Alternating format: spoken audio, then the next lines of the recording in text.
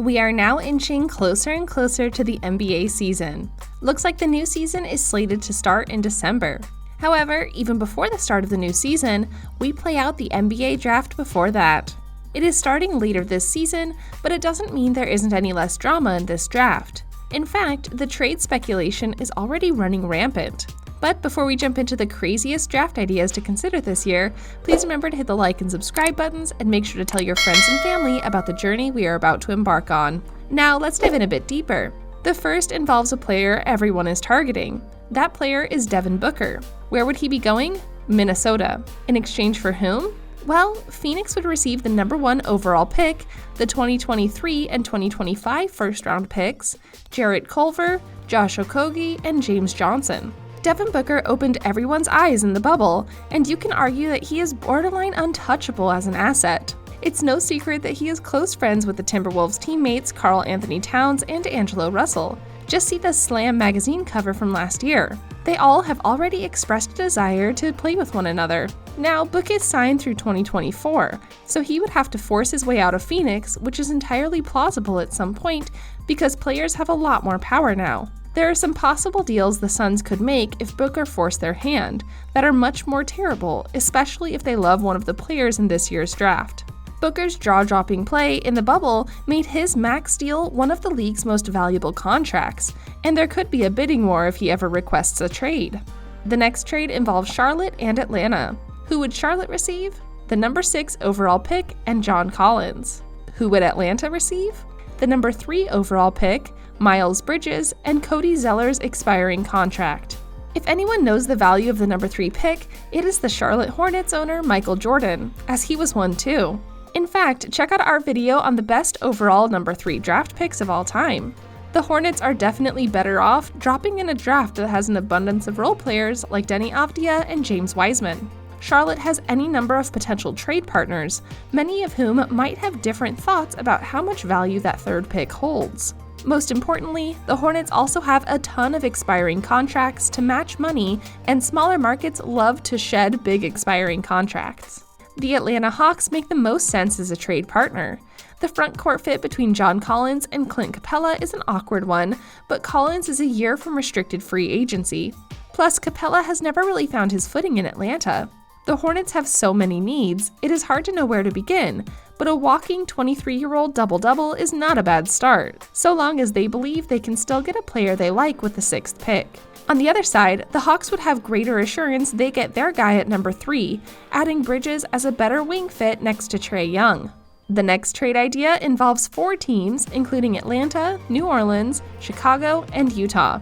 Indiana would receive Drew Holiday and Zach LaVine. Chicago would receive Rudy Gobert. New Orleans would receive Victor Oladipo, and Utah would receive the number 4 overall pick and Miles Turner. The longer you look at potential draft day trades, the more you run into the names in this proposal, so we might as well figure a way to move them all in the same deal. All of these teams need a proper roster shakeup. Both Oladipo and Gobert can become unrestricted free agents next year. Neither is guaranteed to re-sign with their current teams. The Indiana Pacers also have an awkward front court fit between Miles Turner and Domantas Sabonis to solve.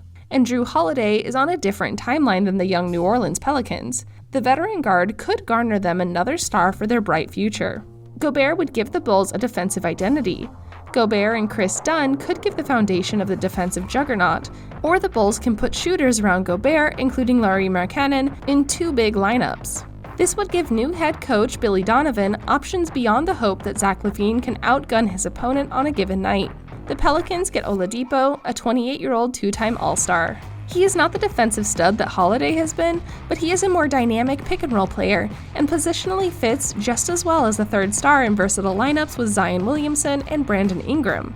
I really like this the most for the Pelicans.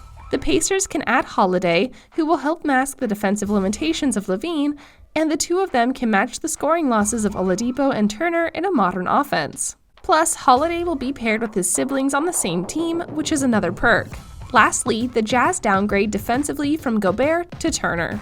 But Turner's ability to space the floor would allow Utah to open up driving lanes for both Donovan Mitchell and Mike Conley. Also, the Jazz pick up the number 4 overall pick, which is a low-cost building block for a team that has trouble luring stars to Utah via free agency. Another trade that can happen is the Warriors obtaining a third Splash Brother. Who would Golden State get? Bradley Beal from Washington. Who would be going to Washington? The number 2 overall pick, top 3 projected 2021 first-round pick via Minnesota, and the man who keeps getting tossed around, Andrew Wiggins. There is a lot of speculation to whom the Warriors want in the draft that it feels like an okie doke to make their number 2 pick seem more valuable. Golden State is in win-now mode, especially with their new arena and Steph and Klay in their primes, and neither the number 2 pick nor Andrew Wiggins are in the same win-now mode. Let's remember that the Wizards also have John Wall, who is scheduled to make $133 million over the next 3 years, severely limiting their roster-building flexibility, which includes opening the bankroll for Bradley Beal, too. Plus, the Wizards could bank on the second pick in this year's draft, a likely top 10 selection next year, and a 25-year-old former number 1 pick who has averaged 20 points in his career and is a decent rebuilding starter pack. This is one of the best trades that the Warriors can put together, and Beal is their best hope for another run at the championship. Would you want to guard all 3 of those guys? Yeah, me neither. The last deal involves the Brooklyn Nets and Sacramento Kings. Who would Brooklyn get? The number 12 pick and Buddy Hield. And Sacramento? They would receive Caris LeVert and expiring contracts. Caris LeVert is the best player in this trade, but because he is most effective with the ball in his hands, he is also an odd fit around Kyrie Irving and Kevin Durant. The Brooklyn Nets will surely be looking to move LeVert for another star.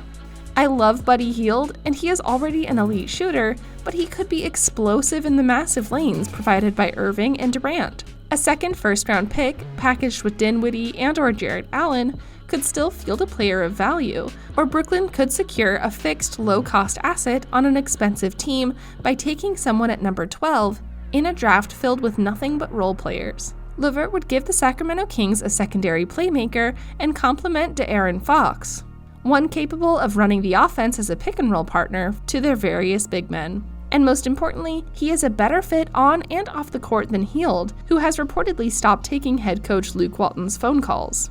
Draft day trades are not just filled with drama, but they are a ton of fun. What draft day trades would you like to see or think would be earth-shattering? Let us know in the comments.